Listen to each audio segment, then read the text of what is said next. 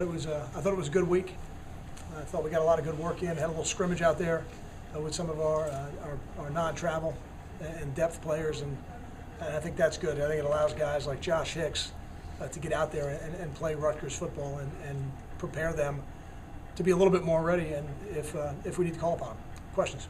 I know it's only been a couple of practices, but what have you seen from Josh at safety?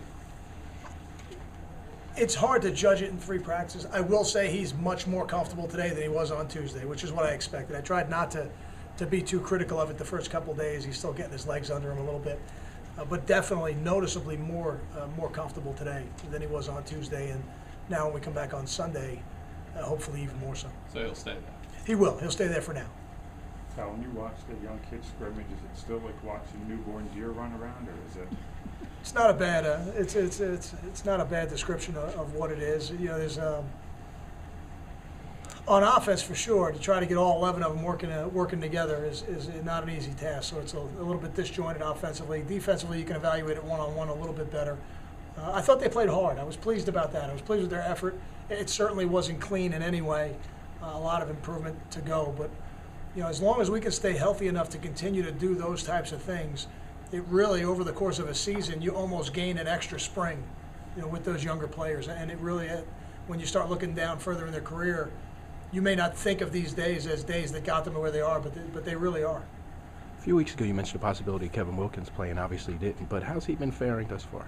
I think Kevin's doing a good job. I think Kevin's doing a good job for us. Fortunately, we've been able to stay healthy enough up front that we haven't needed him. My hope is that it stays that way, but I don't think you can rule anything out at this point in the year yet. I know Hester, obviously isn't going to be able to play on the scout team, but what have you seen from him, and how do you feel like he's kind of fit in?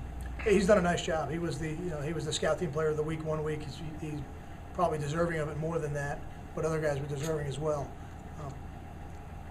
The most impressive thing to me, and I'll refer back to something I said about Andrew Terzilli, is how he has acclimated himself into the team. Now, maybe a little bit easier on his part because he did go through the recruiting process with us. He did have some relationships with some guys on the team already, maybe more so than Andrew, who had been somewhere else for 4 years. But I still think it's not the easiest situation to be somewhere and then go somewhere else and fit in and acclimate and really be on point. And he's done all those things.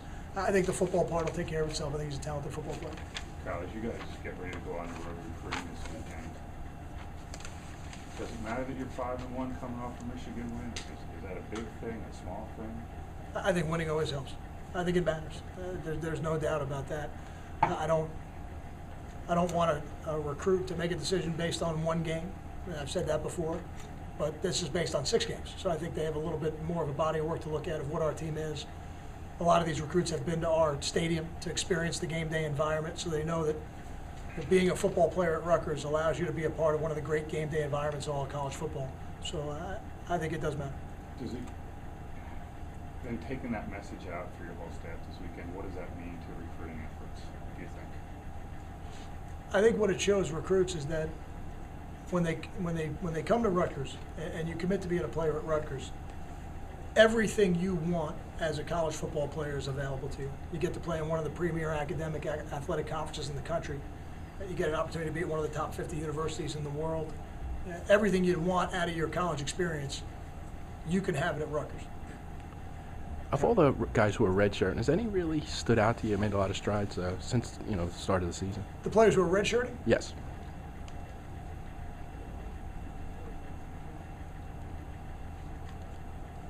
It's a hard question to answer because they don't get extended periods of time to play Rutgers football. They spend a lot of time on the scout team. But I do think we're making progress. I think some of those defensive linemen, guys like Kevin Wilkins and Eric Waif, Jimmy Hogan, I think we're making progress over there on the defensive line. I think we're making progress with some of these young offensive linemen, guys like Zach Heeman and Tariq Cole. I think we're making progress. So, up front is probably where I put a little more of my focus because I think they're the ones who take a little bit longer at times to develop, but I do think we're making significant progress with both of those groups of young linemen. Got time for 2 more? How important was this week in letting your 2 young quarterbacks actually work on themselves instead of pretending to be, Connor Halliday or whomever? It's a good week for them. It's one more opportunity to get in the huddle, to show that they can have a presence in the huddle, to command the huddle, to be able to call the play, take it to the line of scrimmage, direct the traffic. it's not a skill that you're born with. It's something you have to develop, and I think this week's been good for both those guys. I think I probably know the answer to this, but you guys are 5 wins. Does the fact that you're 1 win from bowl eligibility come up at all this week? No, not to me it doesn't. Not to me it doesn't. I don't know I don't know how it helps you to think about that.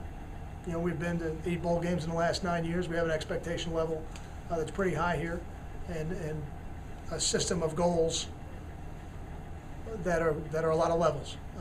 The first one is to get to that 6th game so you're eligible for a bowl, but it's not something we focus on. We've only played half a season. We've got a lot of work still to do. Thanks, Scott. Thank you.